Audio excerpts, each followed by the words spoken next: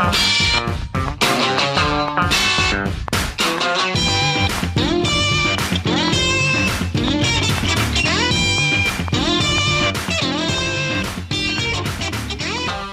right, folks, you know you're in for a treat when you hear that tune. It's time for another week of the Rec Poker Podcast. Here we are. It's Monday night. It's 7:30 Eastern on 7:30 p.m. Eastern. That's right. Or as John Somsky likes to say, 6:30 Central Time, the only time zone that matters. My name's Jim Reed. I'm your host because I've got the best freaking job in the world. I get to hang out here on Monday nights, hanging out with my poker friends and watching and talking about this great game of poker that we all love so much. And if you want to find out more about my poker friends and I, you can head on over to rec.poker/crew because it takes a village, it takes a crew, it takes a group to make the magic happen here at rec.poker. And everyone on the wrecking crew is a big part of that effort. So head on over to rec.poker/crew and you can meet amazing folks like the one and only producing co-host, Chris Jones. Well, I'm Chris Jones. You can find me 5B5 on Threads or 5x5 in the PokerStars home game.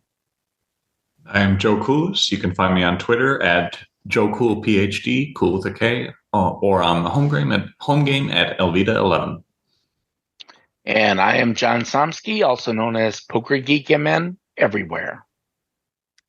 And I'm Keith Brandt, and I'm known as Monkey System everywhere. I'm Kim Kilroy. I'm known as PetVet or PetVet33 on most platforms, Fergie56 in the home game. All right. And we're excited to be here just like we are every week, folks.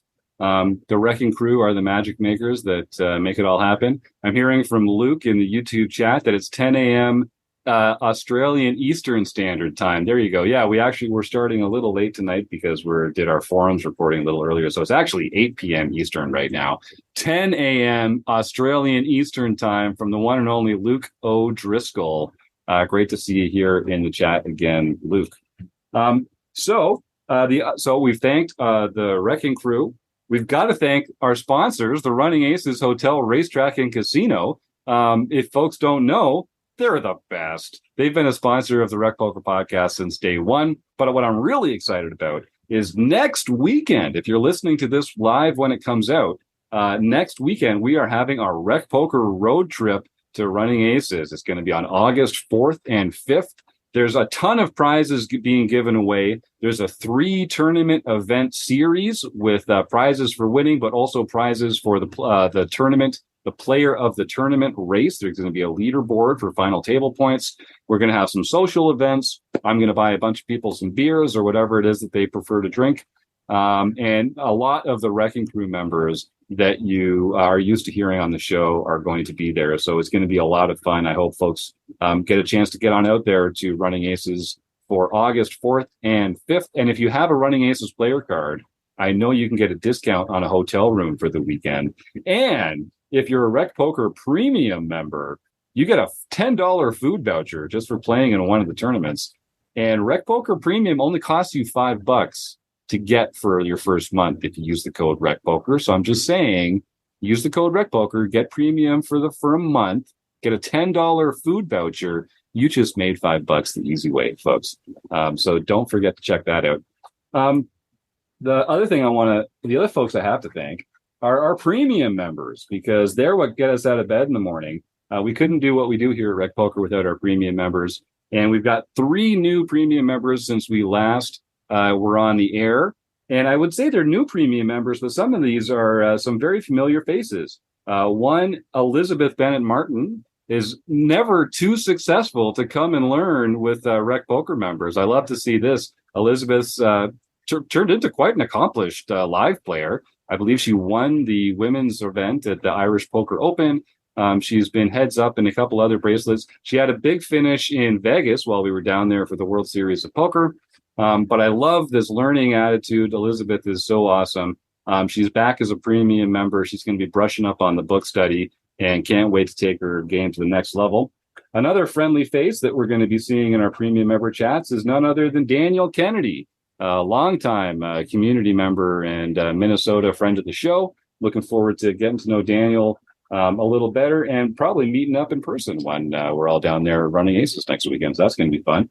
And finally, Kenneth Fisher, who I have not met, but he gets to join Trond Vidar Stensby as being one of our members from Norway. So congratulations. Thank you, Kenneth Fisher, for joining the Rec Poker Premium membership. And I won't pretend like I'm from Canada, and people hear someone's from Canada. They're like, oh, are you friends with Bill? And like, there's like millions of us over here. I know that's the same in Norway too, but I kind of have this I have this naive little notion that Kenneth and Trond Vidar Stensby are somehow friendly together, or enjoy some smoked whitefish or something on a bagel every once in a while, or maybe play in the same home game club or something like that. So Kenneth, thanks for joining. I'm looking forward to sending you an email about how to get the most out of your premium membership here at Rec Poker. You're going to have a great time. So I don't know if folks know, I see a lot of people sort of smiling and laughing on the panel because I tend to drag on these intros a little bit. But we recently released episode 500.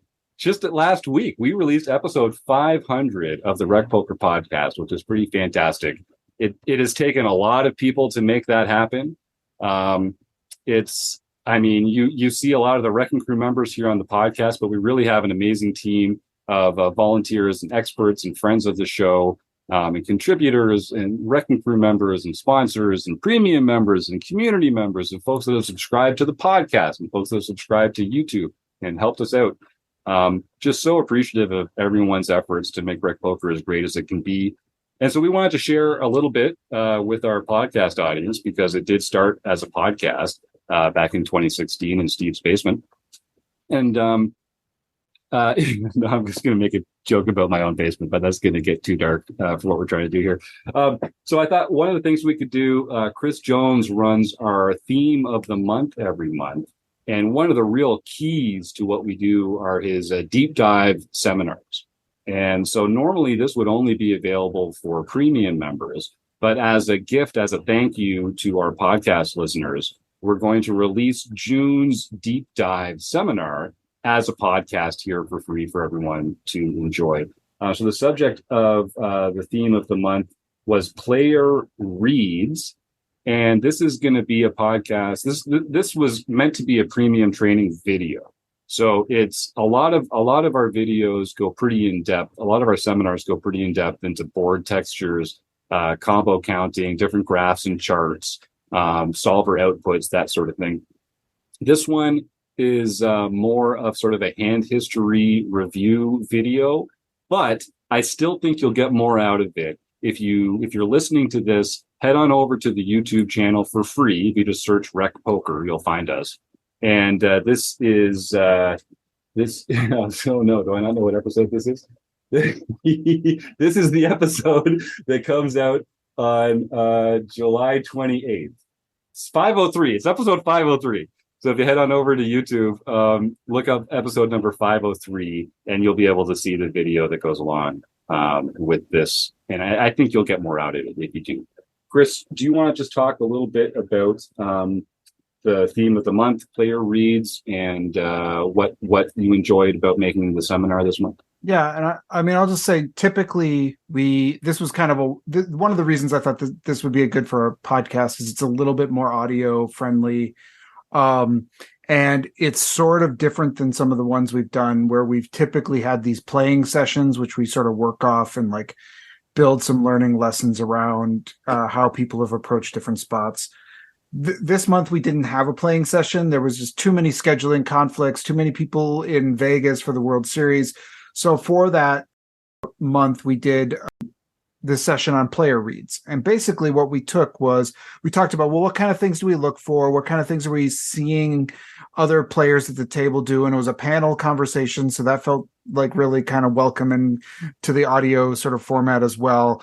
But then I brought a few hands where there's like what we would just do in a vacuum with these kind of hands, and then what kinds of things would influence us to make a different decision.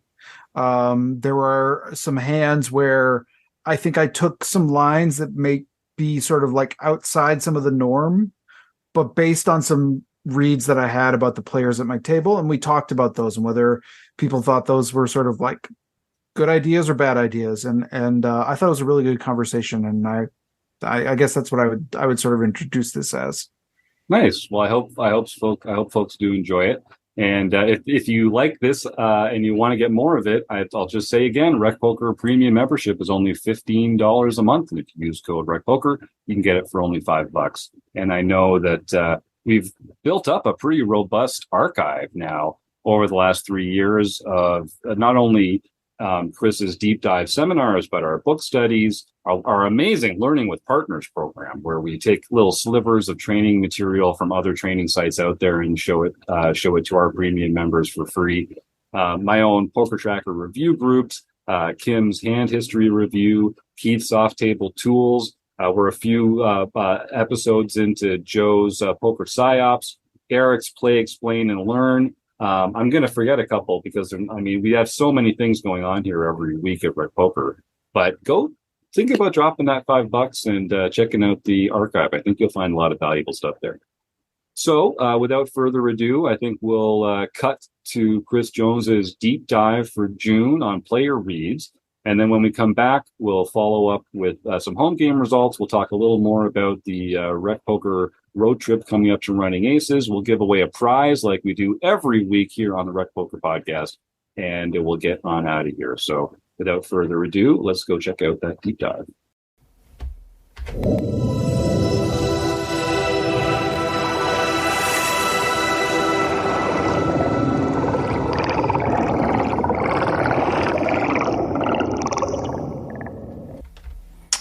Well, welcome everyone. This is the June deep dive for 2023. This month we're talking about player reads and exploits. We did have a playing session this month. However, it didn't quite produce the results I was hoping for. We had a couple of plants, tried to get people to play differently based on some of the reads that were going on at the table, but the cards weren't right. The reads weren't kind of coming through as strongly as I was hoping. So instead, what I kind of adjusted on the fly and found some hands from basically my last month of play, and had a really good conversation with some of the Wrecking Crew members about what are some of the factors that might change how we might play some of these spots. So that's kind of going to be the focus of our deep dive this month. So just a reminder, the deep dive is a monthly topic that we explore as a community, and I want to keep growing this together. We include a part at the end where we are going to look at the playing session that took place. We'll talk through some of those hands. Learning with Partners takes on some of the aspects of the topic each month. Community Q&A we do at the end of the month as well that go along with that playing session. We're hoping this keeps extending elsewhere into the forums. Maybe we can all talk about various reads we're having, adjustments we're making, exploits we're trying to find. So that's what we're hoping to do with the deep dive. I've been excited to see some of that starting to bubble up, hoping to make it even more. But so for this month, we're talking about these player reads. We're going to look at 4 specific spots and talk about why we might make adjustments versus what our standard play might be, and what kind of things we'd be looking for both online and in the live realm. And then we'll talk about how we decide to make those exploits when we do actually decide to make them. So tune in, sit back. I'm going to cue it up, and we'll start the conversation we had with the Wrecking Crew. Thanks for joining us. All right. Well, welcome everyone. This is the June deep dive. We're doing this a little bit differently this month. There's going to be a little bit that I'll add on at the end, but we're going to have a conversation about a few hands that I have played recently. And one of the reasons we're doing this is the playing session. This is the first time where the playing session just didn't quite live up to what I was hoping. It just didn't have a number of hands where we could really see people making adjustments. There wasn't enough time to figure it out. Maybe wasn't constructed as well as I could have. So I kind of abandoned that playing session, and we're going with this. But what I want to talk about and spend some time talking with this group about is how we make adjustments and what helps us make those kinds of decisions. I have 4 hands here that I'm going to show you. I played them a certain way. There's reasons I played them these ways. At least I think they're good reasons. They may be terrible reasons. But we're going to talk before I tell you any of that information. I'm not going to tell you anything about any of the players at the table. We're going to look at these hands. We're going to kind of go through them. We're going to talk about, okay, what kind of if we're playing this online, what kind of HUD stats or things would we be looking for that might tip us in a different direction in terms of our decision making? We're also then going to talk about both online or live, what kind of timing things might tip us in a certain direction. And then if this were a live hand, what kind of live reads might shift our decision making?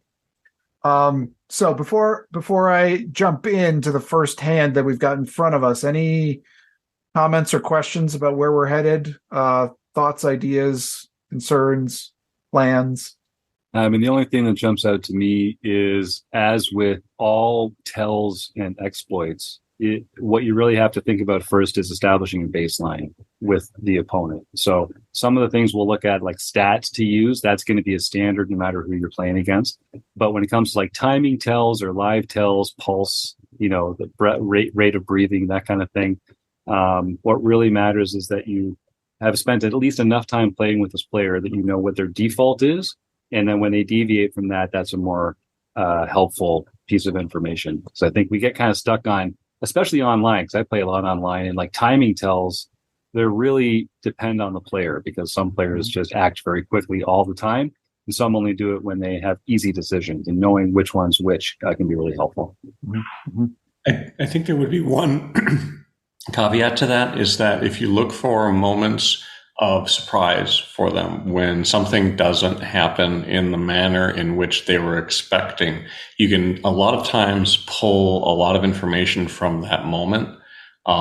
So for instance, if you decide to, instead of betting after when you're pre-flop raiser, you can sometimes watch the person next. They may be expecting you to bet, and when you don't, there are moments of honesty in terms of their expectation that you can mine from.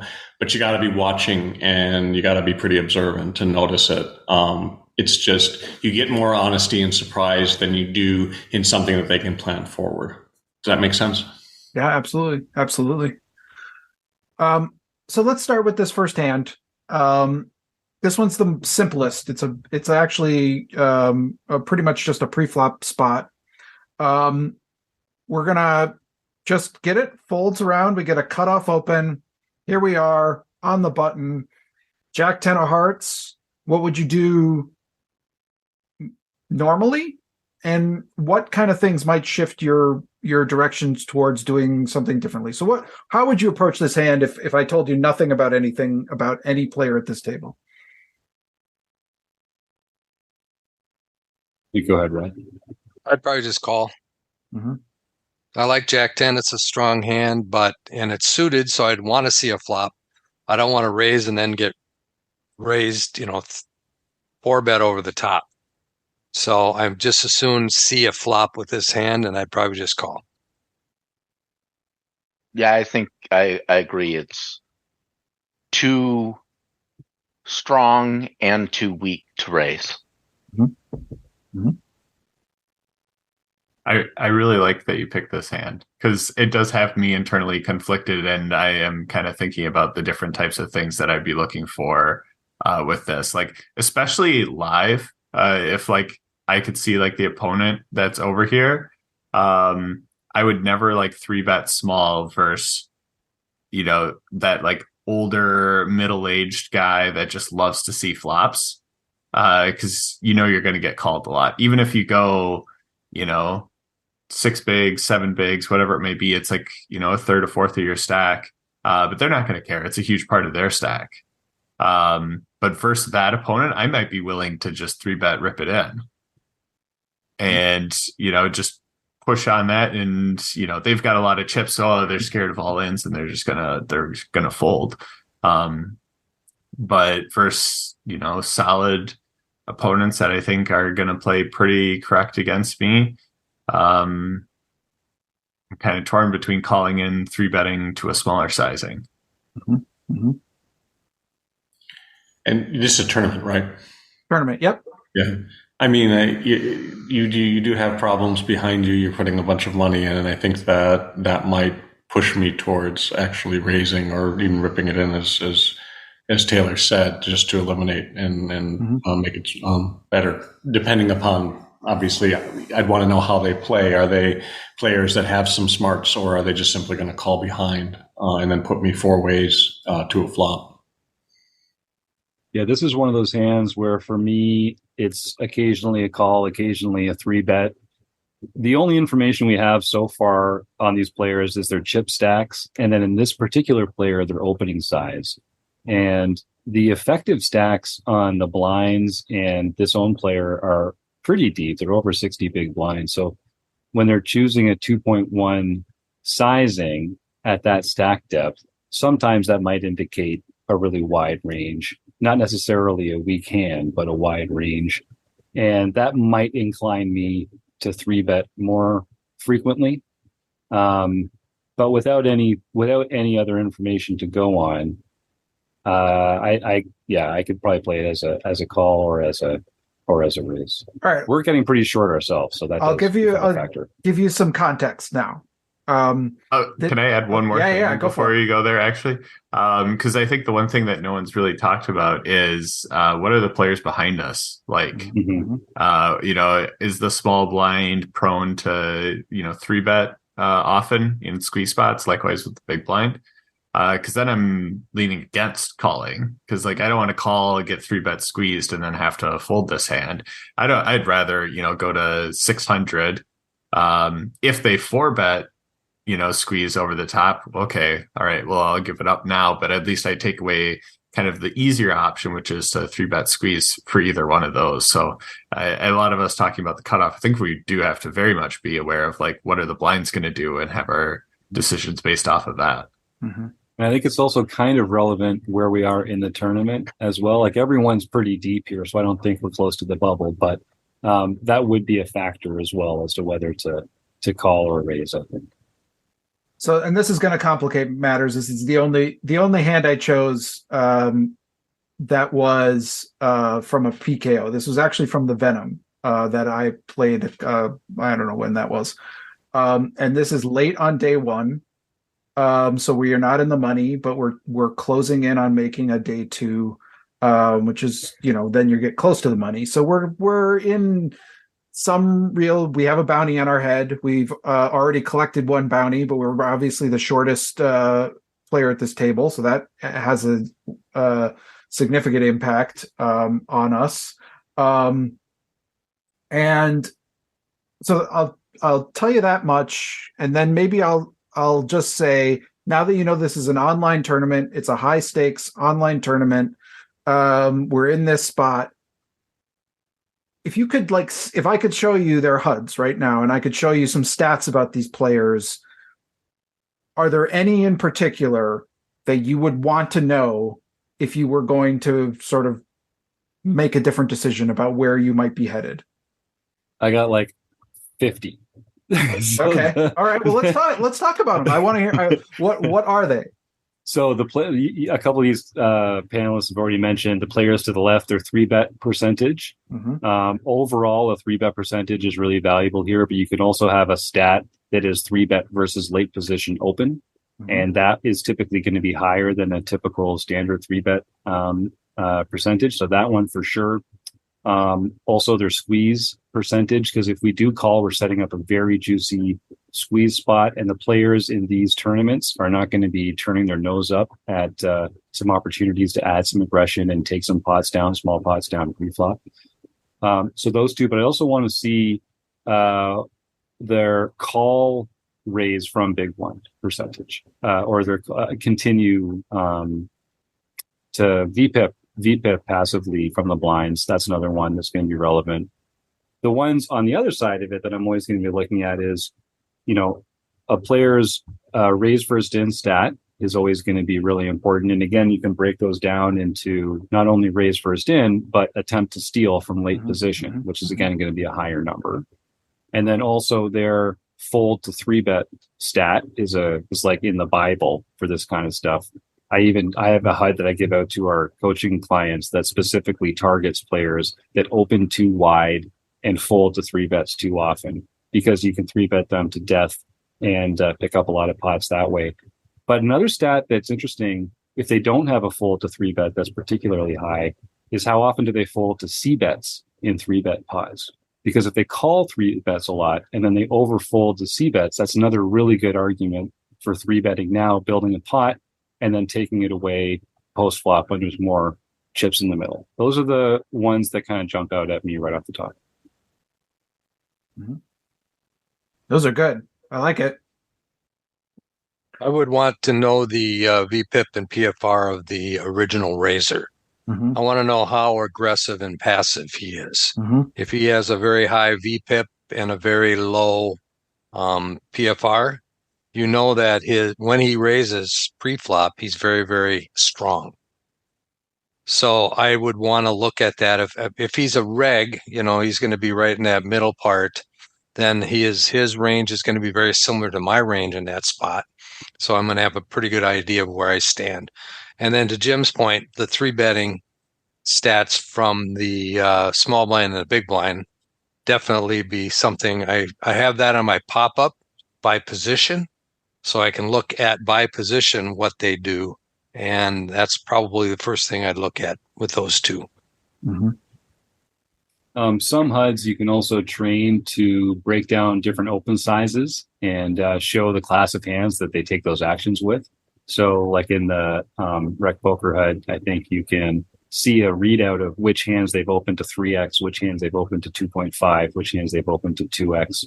And you need a big sample size to have that do anything helpfully, but it still can give you a sense if there are conspicuous absences in any of those, then that can help you kind of range your opponent a bit here too.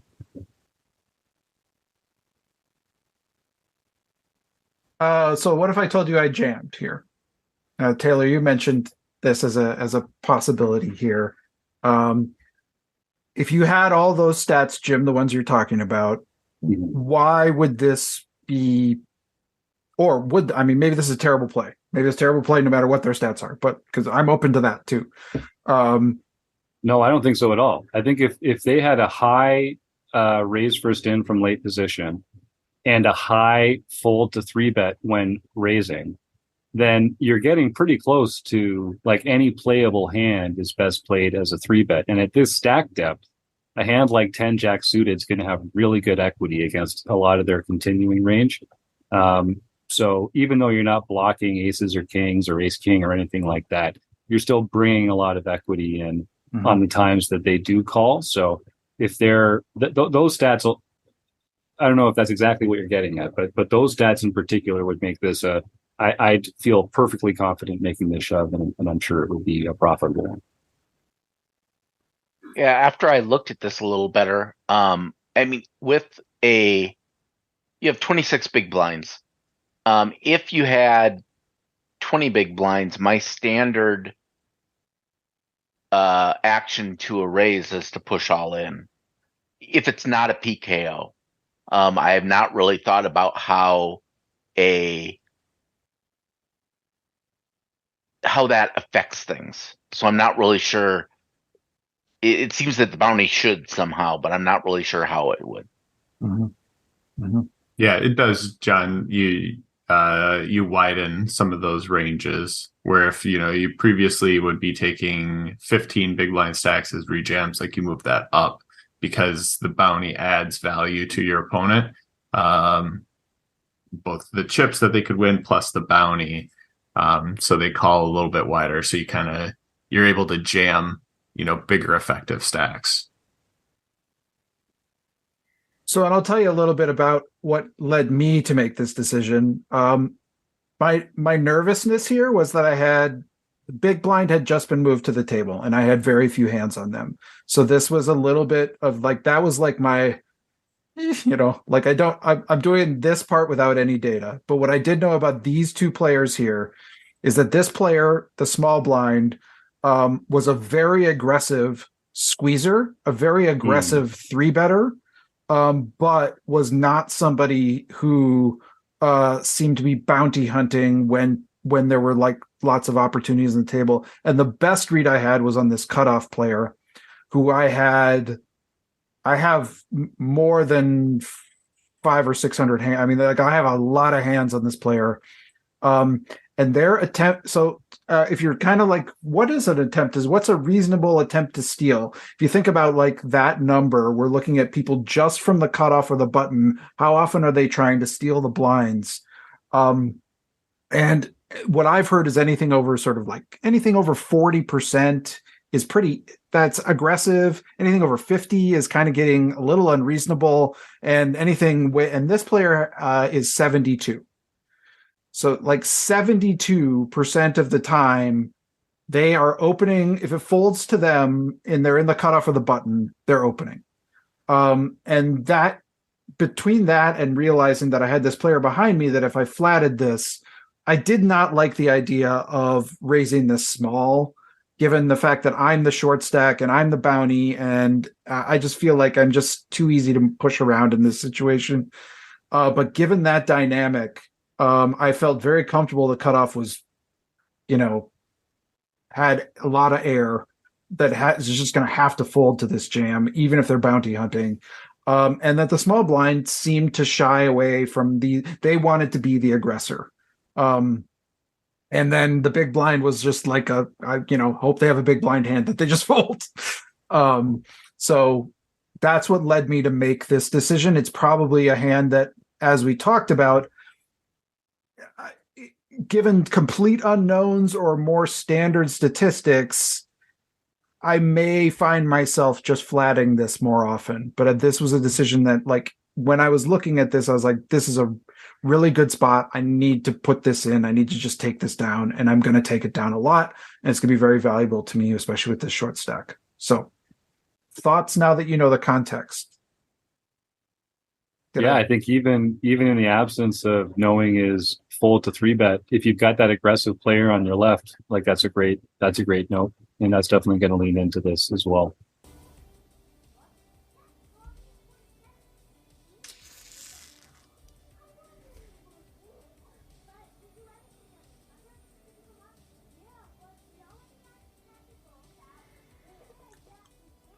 All right, chat.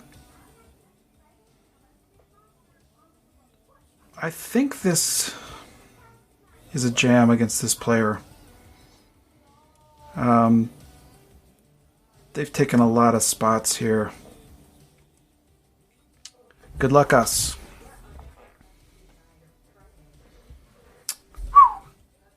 We wanted a fold there, to be clear. Okay. Next hand then. Let's keep going. This is a different tournament. None of the rest of these are PKOs, so we don't have to worry about that anymore. But I thought that hand was interesting enough to kind of, because of that stat, that was really the key part that made me make that decision. And Chris, do you want to talk about like timing or live reads or stuff for that hand as well, or because it was non-line hand, just stick to let's talk about that more with some of these others. I think that those may come up a little bit more here. Okay. I'm going to get to the key part of this hand, but we open pretty uncontroversially with ace queen. We get flatted by the button. We get a 9-4-9 flop. We decide to check this, and we see a small bet from the button, which we call. We can talk. This might be not the greatest play, but I want to get deeper in the hand. Goes check, check on the 10 of hearts river. On the 10 of hearts. And why is this? Okay. Queen of diamonds on the river.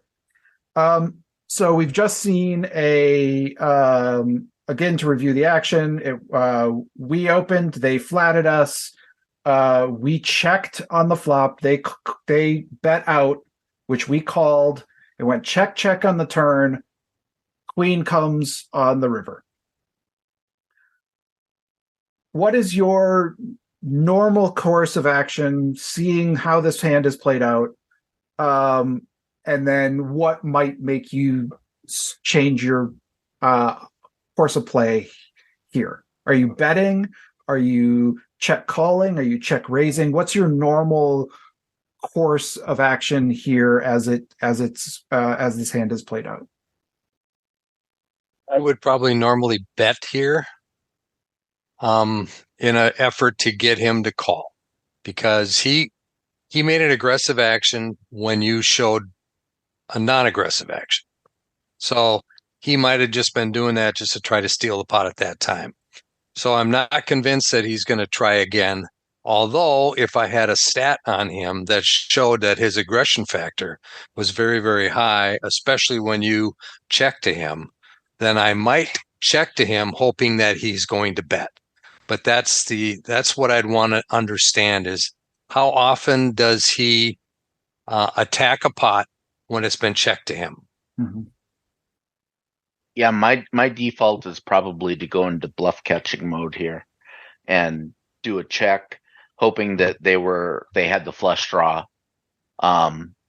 Because you really don't want to bet into if he does happen to have a 9. So that would be my response. Mm-hmm. I would say that you were done, Todd, right? Yep. Okay. I would say that this for me is a pretty consistent bet fold spot. I would probably want to drop between a third to a half.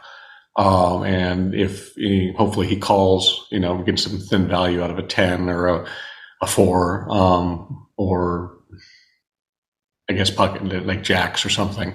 And if he raises, then I'd probably fold it out. Mm-hmm. Yeah, you'd love for him to have a hand like Jack Queen here, where he was betting the draw on the flop, and then, bad example, I suppose, but it really comes down to, do you think you're going to get more value getting called or calling a bluff? And I think you do kind of need to know something about the opponent in order to make that decision. Yeah, because everyone's talking about definitely viable options, but it changes on like what our opponent in the button, like what do we put them on, how they're going to react in like these certain spots. Because I know there's a lot of lesser experienced players when you go play live, they're raising nothing, like even King Jack, they might not raise here. They'd raise the like pocket queens and pocket 10s, but that might be it. Like if that's the opponent, I'm going to take the bet fold line.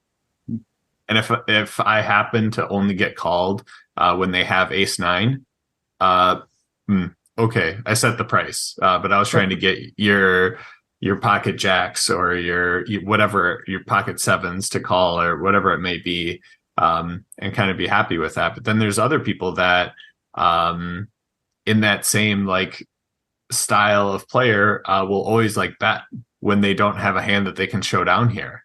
If they have pocket 7s and don't think they have any value here, they'll just bet, and like that's their only course of action because they're just trying to get you to fold. And sure, then I'm just going to bluff catch for some.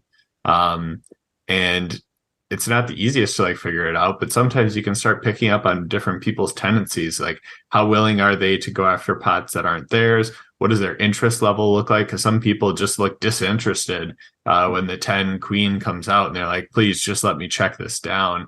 Or there's some people that are like, I now have an opportunity, let me bluff. So you can potentially pick up on, just some body movement reactions out of them too, to determine like what's the best line here. Because you've got a valuable hand. It's just how are you going to get one more bet out of this opponent? Mm-hmm. Mm-hmm. What? So I like what you were just saying, Taylor. Like trying like the in the live setting, kind of looking at the sort of interest or disinterest level, the kind of like how. What if I told you that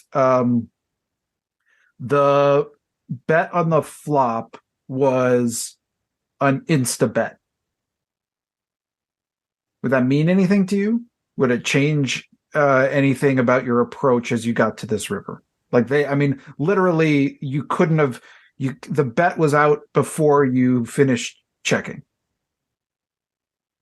Yeah. I weighed him against having 9s there, personally. Because like, if you're gonna like, what hands would you think about in that spot? And I think you would think about like a really strong valued hand like ace nine. And you would like go through that internal monologue of, should I just check here and try and trap, or should I just bet? And it would at least take some train of thinking to like go through that. But this makes me feel like this is the type of person that's gonna like stab a lot when checked to, when they have position, and their range could be incredibly wide. Yeah, I mean, if it was very quick, it just meant it was automatic. So there's no thought process at all behind what's going on. And it doesn't even need to be thinking through everything. It's like, this decision is easy for me, so I can put this out. And it may not be necessarily anything related to his hand. It's just pre-flop raiser checks, my action is bet. And so I don't have to think about it because I'm going to take a stab at this pot no matter what. Well, there are a lot of people who will bet a paired board. Because now there's only two cards you can match, and one of them you've got a blocker on the board for it. So that Instapot just reads to me like someone trying to steal. So particularly when they didn't follow up, they checked the turn, right? Correct. It went check on the turn. So when they didn't follow up on the turn, I mean, if they have the set there, they're going to try to eke some more value out of it. So I would give them some rope.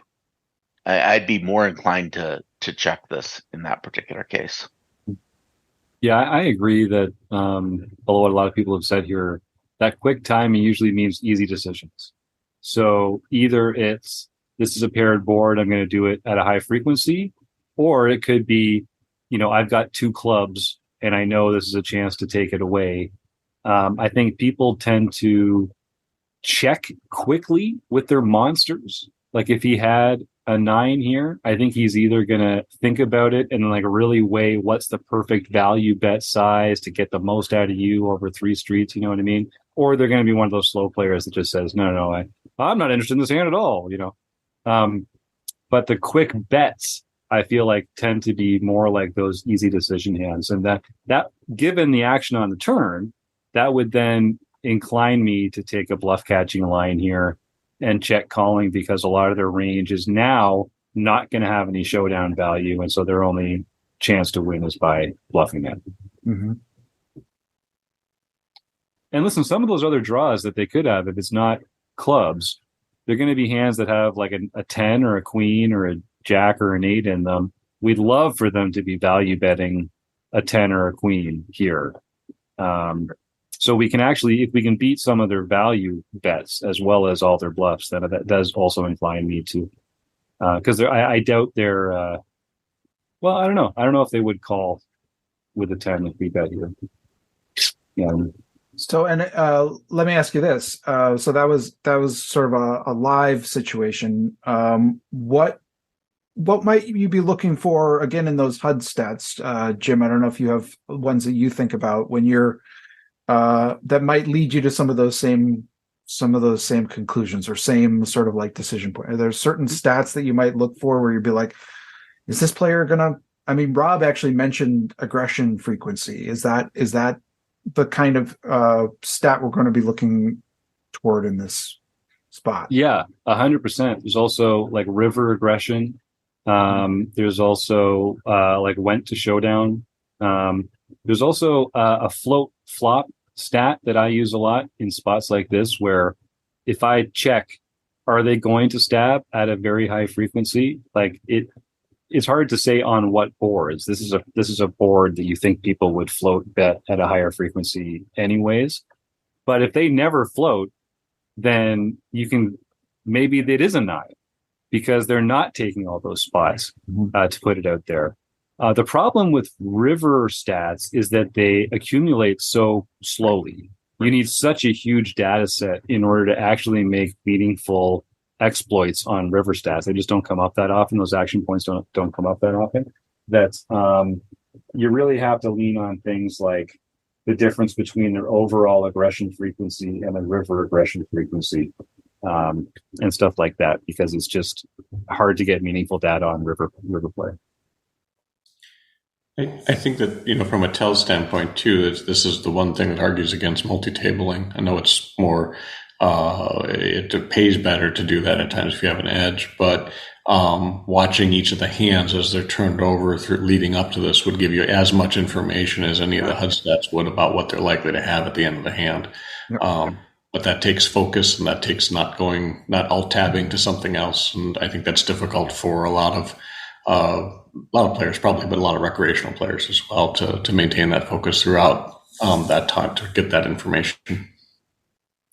Sorry, one thing I just want to follow up quick. I didn't mention the turn, but the fact that they check the turn is actually pretty important. And it's easy to get like HUD stats where you can measure aggression from street to street. And while the rivers don't come up that frequently, turns come up pretty frequently. And if they are more or less, if the turn's their street of honesty, then you can extrapolate something from that as well. Sorry, Tom. Mm-hmm. And then not a HUD thing, but definitely a tendency thing. I think that's pretty important here, especially if we're considering the check line, is how much does our opponent tend to bet in terms of like bet sizing. Because there are certain people that will like never touch the like full pot button, and then there's people that will. So I think that's an important one to know, because I'm guessing we're at least a little bit concerned sizing wise once we get here. Like if our opponent goes full pot or over pot, are we all that comfortable anymore just calling down with top pair in this spot? So if you have an opponent that, give them this opportunity, they're going to bet 500 or 5 big blinds into this 12 big blind pot. Hey, that feels really safe. I'll take my chances that I've got the winning hand there. I like my improved probability. I think sometimes too you can, because just along the same lines as Taylor was saying, is that whether they're just clicking the button or whether they're actually typing in a number, particularly on a river play, because the values are so much more, makes a difference in terms of, well, how much am I thinking about this hand? How much of a decision do I have? And the longer that it takes for me, sometimes the less likely I am to call.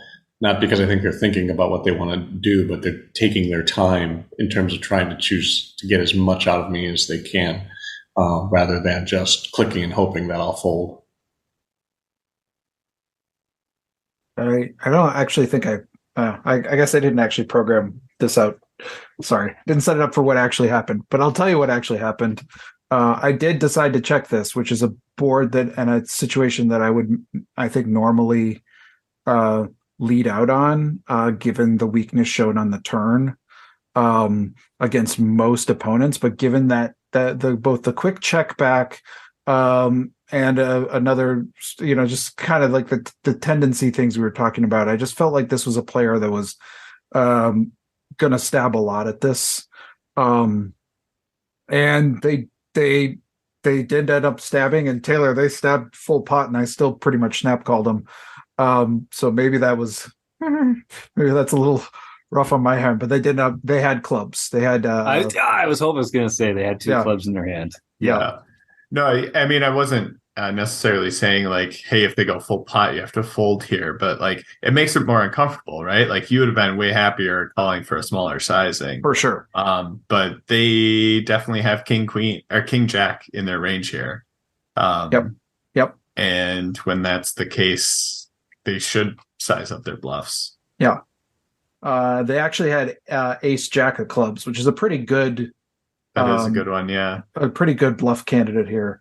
But it was I actually thought they might have had some more nonsense going on too. So, but it's a kind of spot where I would play this pretty differently. And I think that those clubs, I don't think those clubs turn themselves into, if I bet out at this, I don't think those clubs, I think they just fold. So I was able to sort of, based on some of that read, I was able to maximize some value there, which was very, very good for this tournament, actually. Okay. All right, another really interesting one. Here we go. Pocket eights. We got 20 big blinds. We min open. Fold, call from the big blind. Flop comes 7-7-5. We get a check, and we decide to bet. Can argue whether that's smart or not. And big blind jams.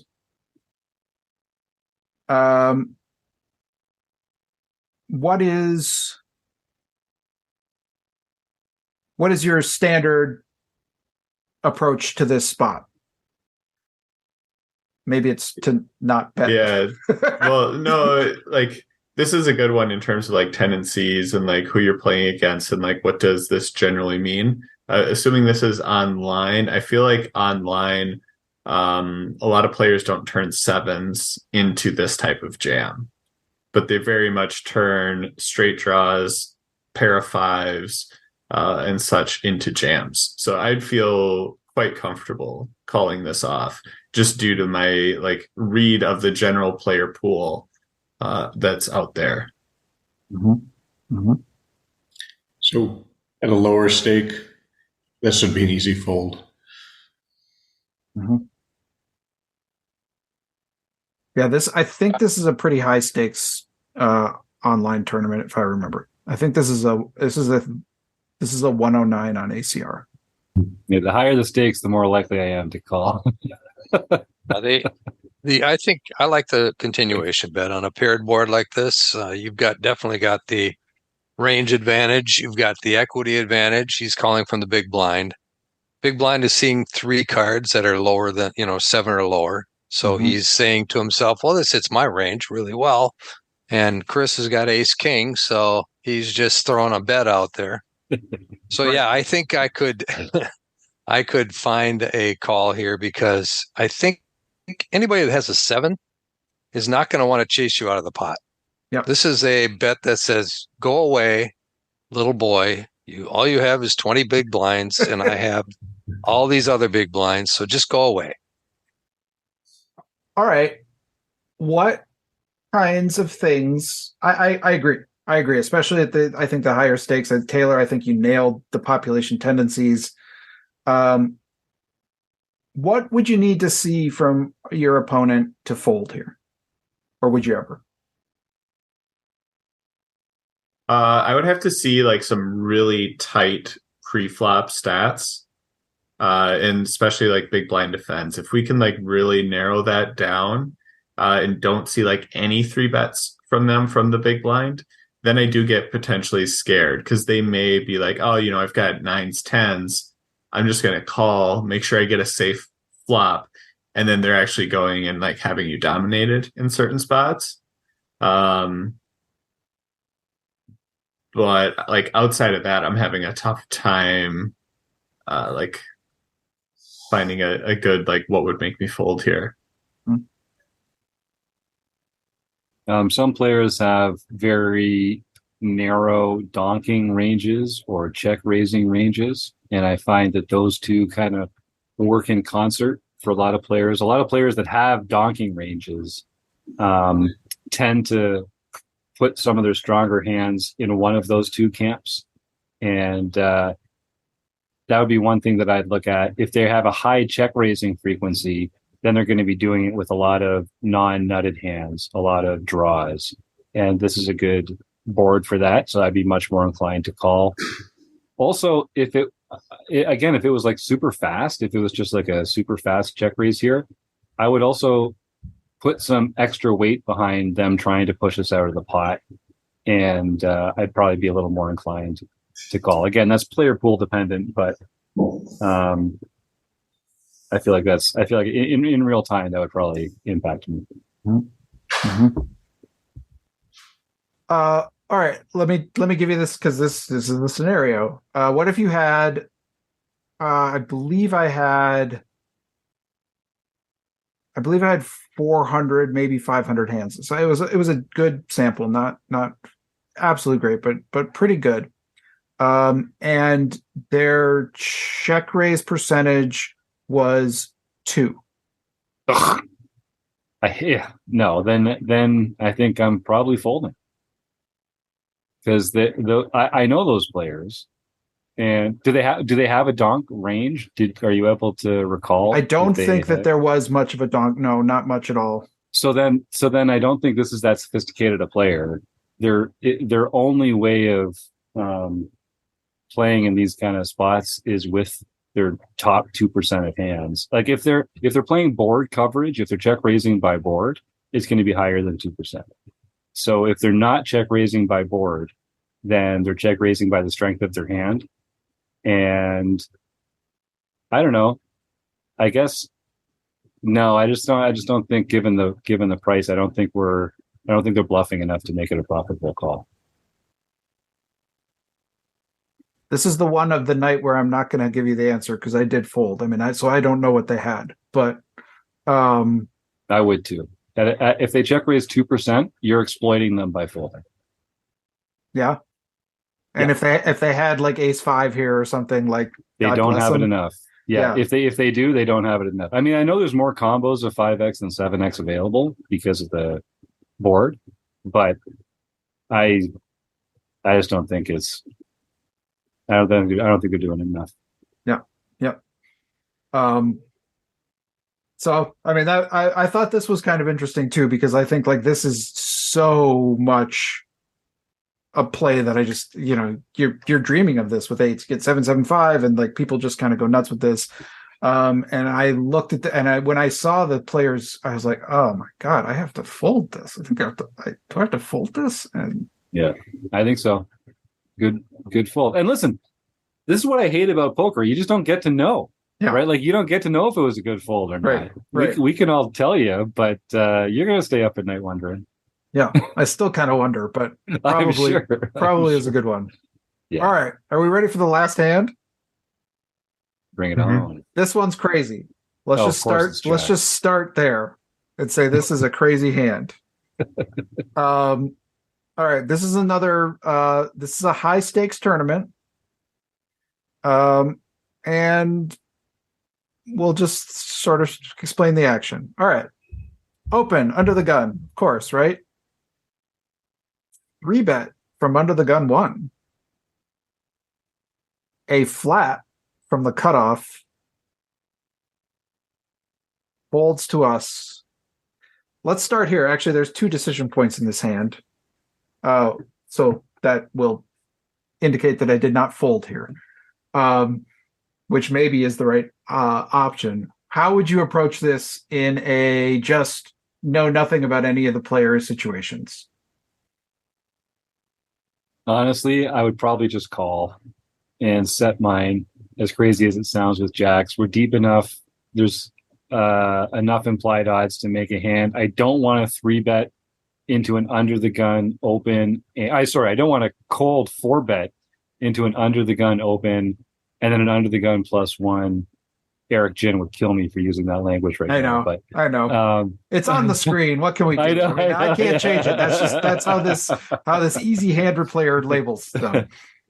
Because their continuing range just has us crushed, and there's not that much garbage in their range that they're going to fold out. So seems like we're kind of turning our hand into a bluff. So yeah, I think I would probably just call and try and hit a jack on the flop in a vacuum. Roast me. What do you so you mentioned these 2 players. What do you think of this player? I think they've got a pocket pair or suited connectors. And we're almost always beating them, right? Yes. Oh, we're almost always. Yeah. Okay. Or they have a suited ace. Yeah. Okay.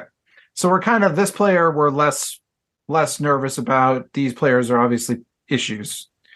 So, I mean, we're less worried about them from like a pre-flop hand strength point of view, but they're the ones that are going to have the hands that can get funky post-flop on a lot of boards, right? They're going to be the ones that are going to be harder to know if they have the straight draw or the flush draw or the set. Whereas I think these first 2 players are much more likely to have like 2 cards higher than a 10 paired or unpaired. So on the under the gun +1, what is his 3-bet stat? That is so. Before we get to actually what it was, But what are the stats that were so if I asked you what stats would you want to know about these three players before you made a decision about what to do with your jacks here? One of the things you'd want to know is how often is this player three betting, particularly from early position, right? And the under the gun player, I want to know his VPIP and his PFR, because is he a loose passive where when he raises he's going to have a very strong hand, or is he a tight aggressive where he still has a very big hand, or you know what I'm saying? Yep. So the more he raises in relation to his VPIP, the wider his range could be, even from under the gun. I'd also want to know what his 4-bet frequency is, because if we are deciding to come along here, it really depends on him closing the action with a call. We do not want to call here and then see a 4-bet. So if they have a very, very, very low 4-bet, or if they have a very, very high call 3-bet or fold to 3-bet, then either of those would make me more inclined to call here, because I'd be less worried about him reopening the action. I've got a few questions that are going through my head. You don't necessarily have to answer them, but just like the types of things that I'm thinking about. But first is like, what has the table dynamics been like? Like, has there been a lot of like 3-betting? We're pretty deep stacked. Like, is it pretty common to see a lot of 3-bets?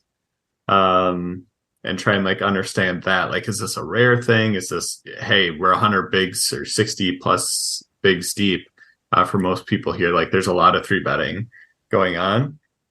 And then the other thing that seems a bit curious to me is the undergun opening to just a min open of 2 bigs off of 100 big blind stack with a lot of deep stacks available. It called me weird, but I feel like people size up a bit more when they've got the premiums there, and keep it low when they've got low pocket pairs, suited connectors, suited ace type of things that they're opening from under the gun, the worst part of their under the gun opening range. So to me, that feels like that range might be a bit weaker. The other stat that's interesting, and I think Rob already mentioned this, if the under the gun plus 1 player has a super wide 3-bet, and if they've been doing it against this player quite a bit, then if the original player is also liable to fold a lot, actually I don't mind a cold 4-bet with this, because the late position player is not going to come along, and you just need to find that sweet spot where now you're kind of squeezing that under the gun player where they're facing a 3-bet, now a cold 4-bet. They have to fold a ton if even they're open under the gun range. And if the low jack player, or if the under the gun plus 1 player has enough 3-betting in their early position range, then they have to fold a lot of that when you bring a big 4-bet in. Yeah, I think my action here is to 4-bet jam. There's 16 bigs in the middle there. We started with 54. We could make a huge improvement to our stack if we get folds. This is actually, I really love that you just said that, because I also think this is a hand that I feel like I misplayed it. Even though this read will come in, I'll tell you a little bit about these 2 players, the under the gun and the under the gun 1. But I think based on this read later in the hand, I made a decision that I think I can live with. I think right now, I think it calls for a 4-bet, and that is this under the gun.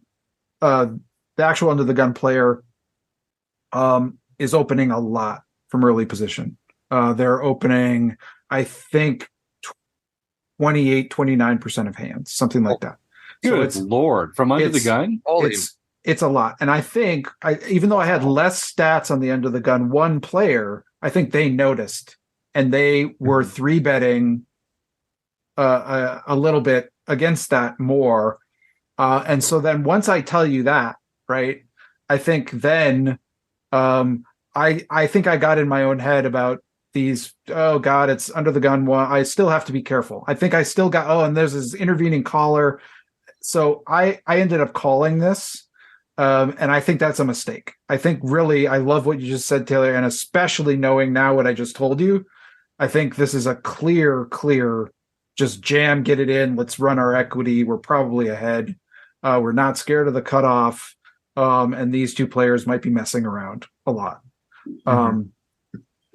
So how was he responding to the under the gun one increase in 3-bets? Was he typically calling it off, or was he folding to it? He seemed to be flatting, and then it was, I think, let's flat and see where we get. I think this was a player that just liked to see flops. Well, then I would think that a 4-bet makes a hell of a lot more sense, because you don't want to be going 4 ways to the flop with jacks. Right. No, yeah. I do not. And I've now surprisingly, oh no, he did call. I'm sorry, I thought he folded. Okay, so I agree. I think I should have 4-bet this. But now we've got this kind of read on our opponents. We've got jacks, and we get just like, if I could pick a flop other that didn't have a jack in it, it would probably be this one.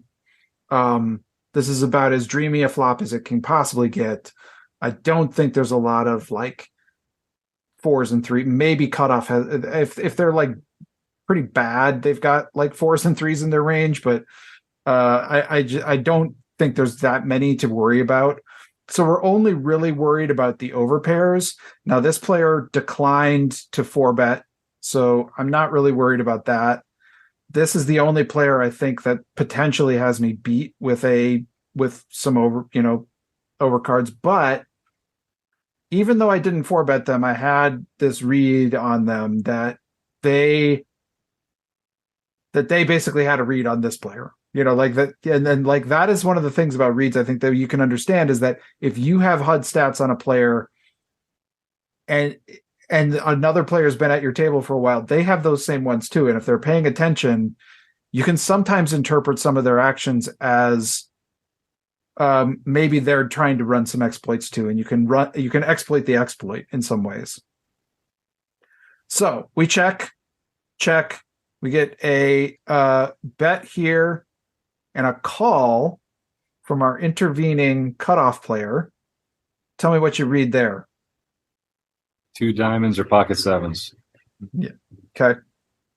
And here we're nervous about it, but I don't know. This is a big bet, by the way. Pretty big bet. Yeah, it's half pot multi-way. Yeah, half pot multi-way I think is pretty big when we're 4 ways. But so what would you do here with your jacks? Spend it. Yeah. And so I did end up sending it here based on that read, feeling like under the gun 1 can be messing around, and then is just following through here. And I think I like the pre-flop jam a lot better. But we actually, what do you think happened? Well, let me ask this question, because I get into this spot and it's a real argument for jamming pre, because here, when you jam, you're letting like ace king off the hook when they don't hit an ace or a king. But if they would have called you pre-flop, then they don't get that free roll.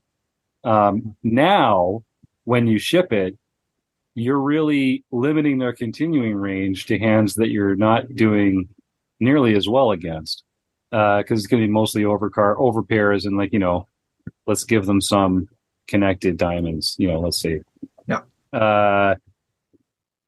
so that always makes me feel uncomfortable. I don't really have a point. I guess I just have a question. Like, how does that, if we know that this is going to be in the decision tree on the flop, should that weigh us even more heavily towards shoving pre-flop? Because if they have aces, kings, or queens, we're going broke no matter what. Right. But if they have ace king, we can make money from them when we shove pre-flop. Or I guess we can fold post-flop, I guess is the thing. If it comes up with an ace or a king on there, are we going to feel like we're just not getting our own chips? And honestly, the other thing to consider here is that, based on what's now gone in and is now sitting here in the middle, we've already, I know you're like, if we had got it in and like they called with ace king, right, we're probably capturing more value. But if we get it in here and they fold ace king now, we've already captured our value. We've Yeah, still a captured pretty good outcome. so much value right now. Good point. Yep, good point. That's my thought, at least, especially with that intervening call.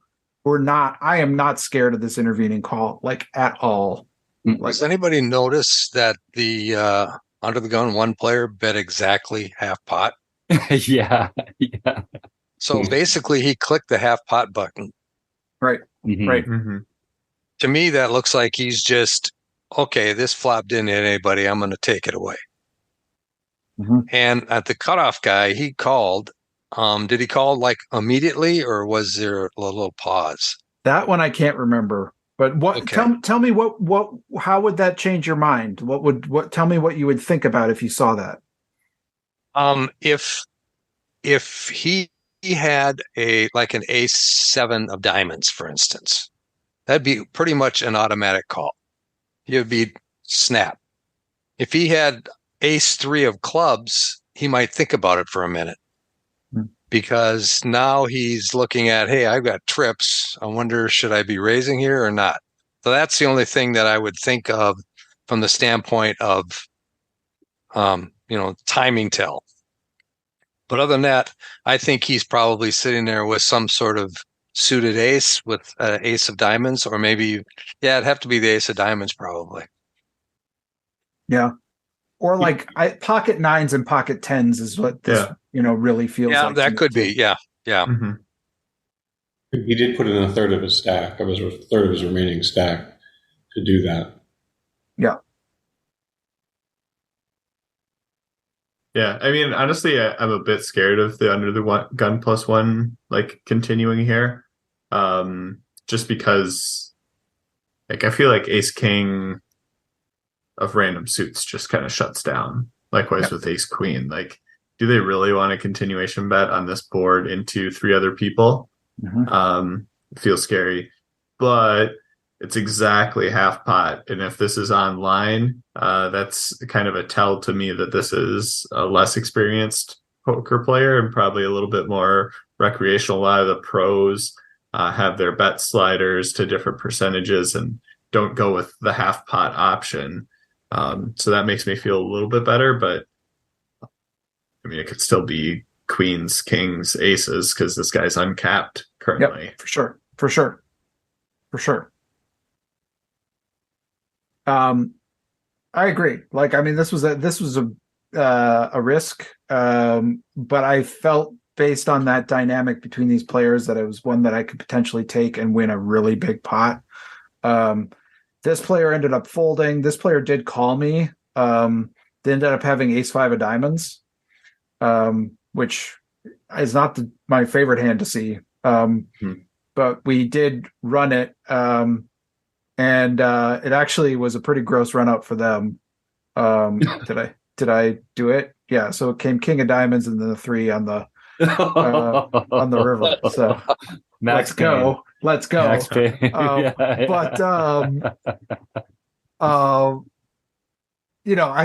at least, I don't know if this was the right play. I think the shoving pre was the right play, but I do think that one of the things I wanted to point out with this is that some of our reads can be about, if we can read the reads, we can actually make some informed decisions too. So if, like, we can understand that this player is sort of the one that everyone has that sort of glowing spotlight on, is like, this player is out of line, so I'm going to do something about it. Now you can then say, okay, once somebody's taken an action against the player that everybody at the table knows is out of line, now you can take an action against them. And that can be an exploit as well. And I think that's one that I still think I kind of butchered this hand, but I think it's one that you can, if you're not thinking about that, that's something to be sort of applying into your game. And especially in spots. Sorry, Rob, please. That was something that we talked about in the Poker Brain when we were going through the exploitive tendencies of people. Is one of the things you're supposed to do is you're supposed to observe all of your opponents to see what their tendencies are. And if you categorize that guy as a wild 3-better without realizing that he's doing it against somebody who is opening too wide, then you're missing out on the real information. So if he 3-bets against somebody else, he's liable to have a really big hand. He's not just a wild 3-better. It's just that he was doing it against that specific opponent. So you can't go with just the raw stats. You have to look at the what's happening around it and what is the entire situation. And I also want to just point out that, especially pre-flop, shorter stacked poker like this is a game of frequencies, and you're supposed to shove and be wrong a portion of the time. Like that's part of a successful outcome here, is occasionally you're wrong because they have a really good hand.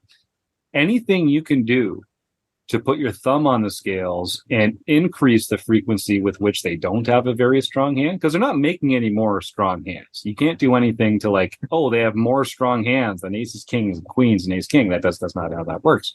But if you can make their range wider by having them make their own exploit against other players, or having some kind of sizing tell or something that indicates to you that they might be doing it with more garbage in their range, you kind of have to take that spot, because you don't get, this isn't a game where you get to, be sure.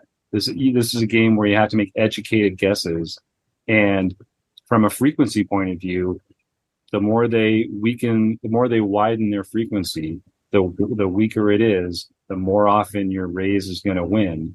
And you just can't worry that even though they have a really wide range, they still have aces, kings, and queens in them. I mean, it matters a lot. It matters a lot in the frequency game like this. And I guess you see this sometimes when like a player is sitting out on their big blind. Is a perfect example.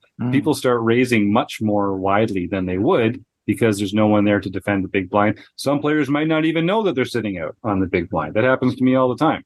And so I'm just like an auto 2x basically every time the big blind's sitting out. And of course I'm going to be folding to 3-bets at a much higher frequency than I would be if it was my own open size, if it was my typical open situation. Yeah, I love it. So I think with that, we'll just kind of wrap it up. I really appreciate everyone sort of tagging along for the ride. Any last thoughts on kind of how to approach these situations where we're trying to make maybe some plays that are a little outside, where we're, kind of based on reads? Are there any other things that you think, as kind of rec poker community is thinking about these spots, or to like take with them as they go? How do they, what are any last words of wisdom, basically? There's a couple words of wisdom from a wise man named Rob Washam, which is to just take your hand off the mouse. And if you're in a position where you might be swayed by a tell or something like that, give yourself the chance to really analyze it and think about how applicable is this, and what does this mean for their range. And the only other one-off would just be look left. Always be looking left, even if there's not even if you don't think they're giving off a lot. Like, take that time, just look left. Really study the player, and you'll be surprised how frequently you can pick up something. You might not even know what it is, but something will start moving in the back of your brain, telling you to move this way or this way. And your brain's pretty smart. I'd listen to it. Yeah, I was just gonna say that I was surprised there's 2 Rob Washams in the world. Oh yes, beautiful, John. Nicely done, sir. No, I think the other one's called Bob. No, the only other thing I would say is don't watch the TV if you're at a live setting. Leave your phone in your pocket or leave it down. You don't need to be on social media in between hands. And like you said, when you're online, take your hand off the mouse. Basically, what we're saying is pay attention to what's going on at the table, because as Jim just said, intuitively things are going to come to you because you've been paying attention. You see something that's abnormal from the standpoint of what's been going on at the table around you, and that can intuitively give you the information you need to make a decision. Yeah, I'd say trust your gut. Everything someone does has a purpose to it. If you can pick up what that purpose was, you can make better informed decisions. Sometimes people act or, try and portray different pieces. But like, if you can pick that up, you can use that in terms of information too. But like Joe was talking about earlier, like, is there like a moment of surprise or like, a shock moment, and then they kind of give off their true reaction in a certain spot, and you noticed it, and you go, "Oh, okay, now I'm starting to see this. Like, what does it mean?" But sometimes you just got to trust your gut in those spots. Love it. Jim, Taylor, Joe, Rob, John, thanks so much for doing this. Thanks for everyone who tuned in this month. We will see you next month for the next deep dive. Until then, thanks for tuning in. And we're back. We did it, folks. I can't believe it's been an hour and 3 minutes already. The time just flew by. That's what happens when you're working with amazing folks like Chris Jones and the rest of the Wrecking Crew. So thanks, Chris. That was really interesting. And I'm so appreciative that you get to put this together every single month. And Chris does some juggling on these. Chris, do you want to, since we're taking people behind the curtain, do you want to kind of share a little bit about how you're working on 3 seminars at once all the time? Yeah, that it gets confusing. So we're like, what's the theme of the month? And I'm like, I don't know. Because we are playing a session usually in a month that then shows up sort of almost 2 months from then. It's sort of like 6 weeks away, but like we play it at the end of the month and it shows up the following month after we do some stuff. There's the stuff we're talking about that month. So we're doing the stuff that we're talking about. We're playing something that's got a future thing, and then I'm shuffling together all the stuff from the previous month to come out for the next month. So it gets a little like confusing. Yeah, but you do a great job, and I only occasionally come by and screw it up. So I think we're running pretty hot, really, as far as these things go. It feels like a win. Let me see. So why don't John? Why don't you start taking us through some home game results? Actually, well, I was going to let you start and interrupt you, but first, let's talk about the Running Aces road trip, because that's like super exciting, and I don't want anyone that's still tuning in to miss this. So August 4th, Friday. Get your butts down to Running Aces, because there's a tournament at 10 a.m. That's going to be a lot of fun. In fact, let me pull up the structure sheet here. But it's going to be Friday. There's one at 10 in the morning, and then there's one at 6 p.m. The 6 p.m. one is actually exclusively available to Rec Poker members. So you only need to sign up for a free community account to play, but that will be a condition. It's only for members. That 6 p.m. one is $175, and it's the Rec Poker members only freeze out tournament. At 10 a.m. That day, event number 1 in our 3 tournament event series is $140. It's called the Extras. It's presented by Rec Poker, and Rec Poker Premium members get a $10 food voucher for playing. And that one is a re-entry to the point of late registration. Then on Saturday, at 10 a.m., event number 3 is the Players Special. That's $175. That one is also a re-entry. And then I think we're going to start a Rec Poker cash game up on one of the tables, or maybe 2 of the tables after that tournament. Once people start busting that tournament, maybe we'll shoot some fun videos around there. There's going to be a meal break in between all this stuff. A lot of the Wrecking Crew members will be hanging around. I'm going to be there Thursday night through Sunday morning. So if people want to grab breakfast or a beer at any point, I'm going to be an easy sell on that. And otherwise, just playing a ton of poker and hanging out with Rec Poker folks. So I'm super excited about that. I know we're going to have a great crowd there. So if you're thinking about it, I mean, quit thinking and book the flight or get on the drive or book the hotel. I love these live Rec Poker road trips that we're doing. They're so much fun. I think you'll have a lot of fun too. And if you're new to, tournament poker, live tournament poker or cash games, and you're not sure about dipping a toe into it, this is a really fun group to come and experiment with and to sort of try and see if you like it.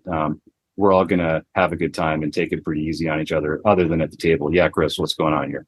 There's a bounty been placed on Rec Poker Jim's head in the chat. Well, I think I'll give people one guess as to who's responsible for that. All right, Phil, I'm gonna outplay your bounty. I'm gonna know that there's a bounty on me. I'm gonna adjust my ranges and sizes accordingly, So you can only make me stronger, Phil, by putting that bounty on my head.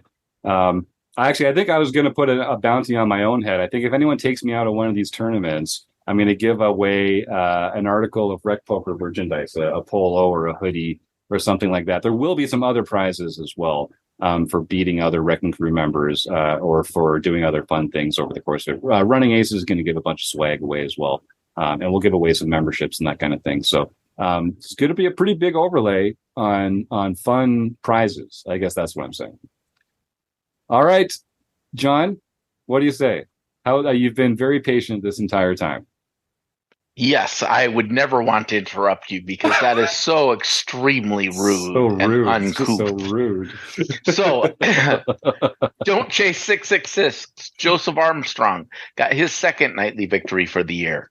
Benmar got her first nightly victory for John, the year. sorry. We should just say, so folks, you should start typing the words food bank into the chat because, as you know, every episode we're going to give away a prize that we raffle off here. Joe Koulis is going to be sharing his screen as he rolls some nerdy virtual dice. And one thing we're going to do is give away some prizes to help combat the plight of food insecurity in North America. So go ahead and type the word food bank in there. And if you're listening at home, type the word food bank near me into Google, and you'll find an organization that could benefit from your support and some money, some dollars, some hours, or some non-perishable food items.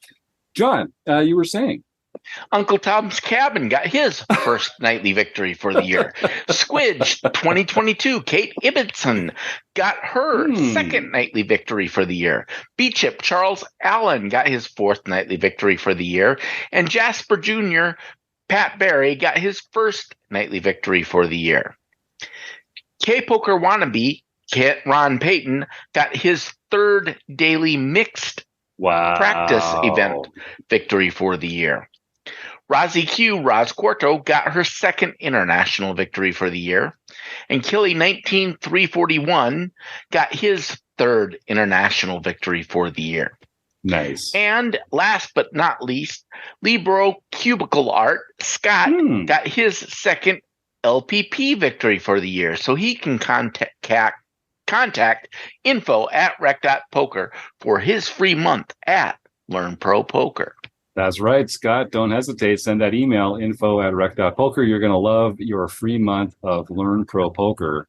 And there's some really fantastic stuff happening in the YouTube chat over here. If you're listening to this on an audio format, I'd encourage you, come show up 7:30 Eastern, 6:30 Central every Monday night on YouTube. We give away a prize. Showing up's free. All you have to do is type the word food bank in, and you're going to win a prize. And it's a lot more fun when you can see what all these goofs are getting up to in the YouTube chat. Joe, I like your comment that every hat should have a bill. I think you're right. That's part of what makes a lot of hats. And Phil's serious. As a slight clarification, just to interrupt you, typing the word food bank does not guarantee that you will win a prize, as Jim just said. It will guarantee that you have an opportunity to win the prize, depending upon how the dice favor your particular position. That's a great point. Thank you, John. Thanks for covering my butt there. Yes, no purchase is necessary either for this amazing sweepstakes opportunity that is going to be available to everyone who types the words food bank into the chat here. I think Phil's serious about this bounty. He says, if you knock Jim out, you have to tweet a photo, and then he'll send you $12.50 over PayPal. So I think this is really happening, folks. So an even more incentive to come and take some easy money off Rec Poker Jim over at Running Aces. That's going to be a lot of fun. All right. Does a toque have a bill? Yeah, no. So not every hat, and not like beanies, I guess. Also don't have bills, but a lot of the best ones do. I'll say that's all. All right. So Mr. Joe Koulis, you have we keep kind of raising the ceiling on how nerdy our dice setup can be. First, it was my Dungeons and Dragons dice. Then Chris actually had to go and buy some nerdy dice himself, upgrading his own nerddom. Now you're bringing this back kind of full circle. Tell us, Joe. Tell us what exactly are we looking at here before we do the roll? Because I don't want to put words in your mouth, but this is awesome. So you can see my screen now?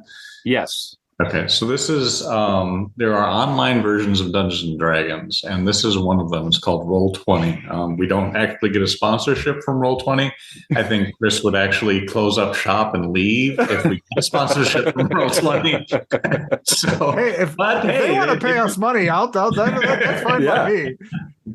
So what it is, it's just you run your games on here. But what they do have is they have a 3D dice option so that if you're playing in the dice roll, you can roll them. And that's what we're going to try to do tonight. There we go.